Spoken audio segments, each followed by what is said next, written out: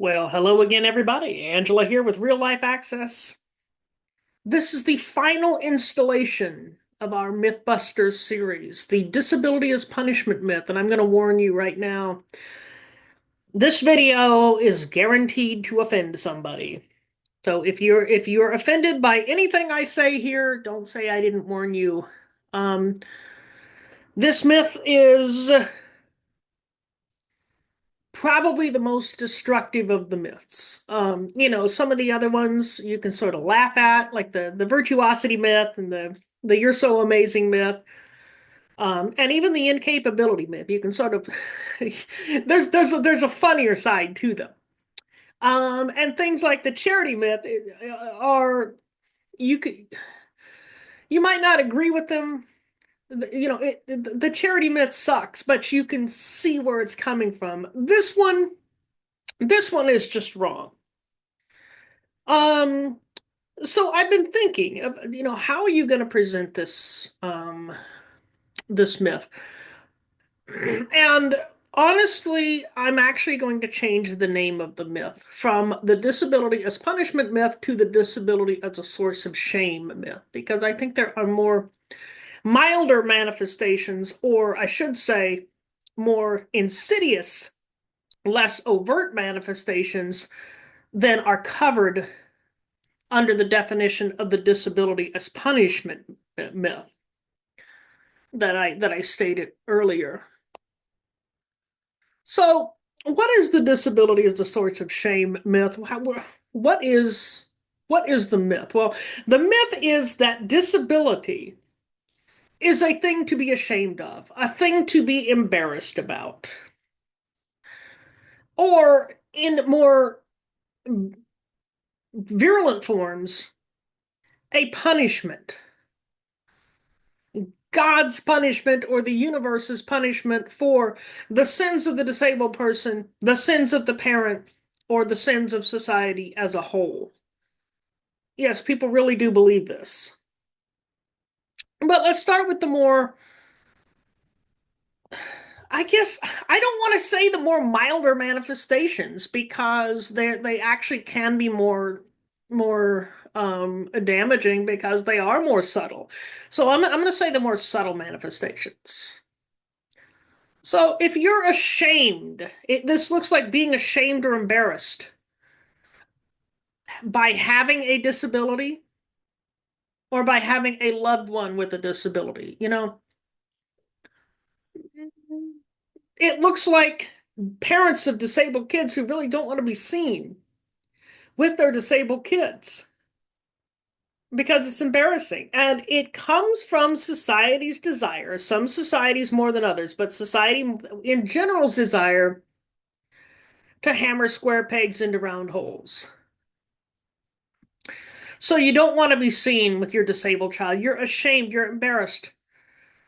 Now, let me make a distinction here. This is not the parent who wants to help disabled kids control their, sometimes we have quirky behaviors. And the parent that wants to constructively help us control those quirky behaviors, because sometimes they don't do us any favors, this is not what I'm talking about. I'm talking about the parent or relative or teacher or whomever, important person in a disabled child's life who reacts with literal embarrassment and shame at the sight of that, at being seen with that disabled person, and who ultimately projects that shame onto the disabled person so that they themselves are ashamed of having a disability. Sometimes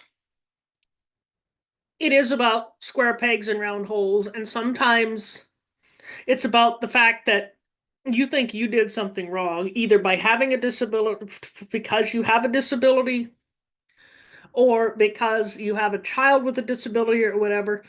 Disability is seen in some religions and in some superstitious cultures as God's punishment. Now, I had to struggle with this because in most cases, I don't want to step on anybody's religion. There's a lot of religions out there, a lot of different manifestations even of Christianity, and it's complicated. Everybody is equally convinced that they're right, and as far as I'm concerned, everybody has, a good slice of the truth.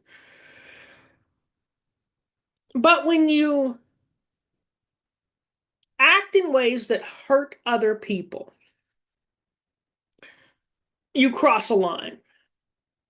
So when you project the belief that disability is punishment, it's because of something the disabled person did, or something that the parents did, or something that society did. You are perpetuating a wrong on people with disabilities and should be called out for it. This is the least prevalent, especially this more radical manifestation. It's the least prevalent, but on the individuals it impacts, it is truly impactful. It is truly destructive.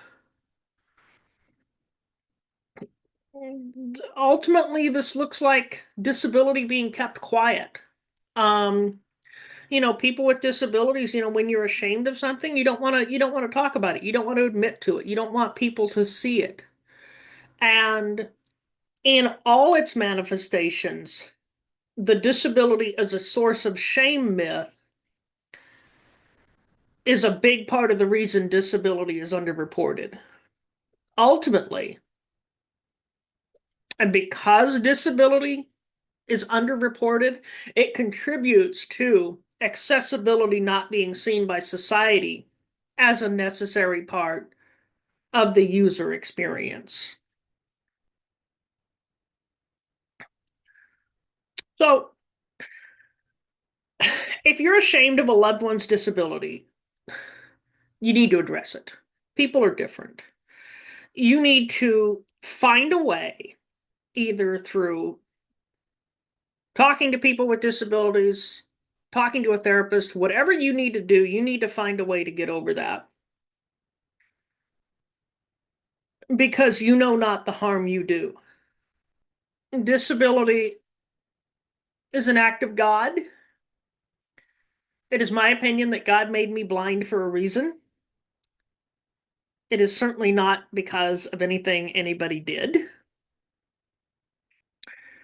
Maybe part of the reason God made me blind is because he knew that I would call BS on things like this. So, if you're a victim of this, I have a message for you. If you believe, or if you are ashamed of having a disability, know that you're okay. And please do the work necessary to become okay with who you are. So that's it. That is the disability as a source of shame myth. That wraps up that, and that wraps up our Mythbuster series. So if I forgot, if I missed a myth, please let me know. Um, if there's a point that I should have made, let me know that too in the comments. And as per usual, like, subscribe, all those obligatory disclaimers. Ring the bell or whatever it is you icon-oriented people do to make YouTube notify you of a new video. All right, that's it. We'll be moving into a whole new topic in the future, in the very near future, so stay tuned.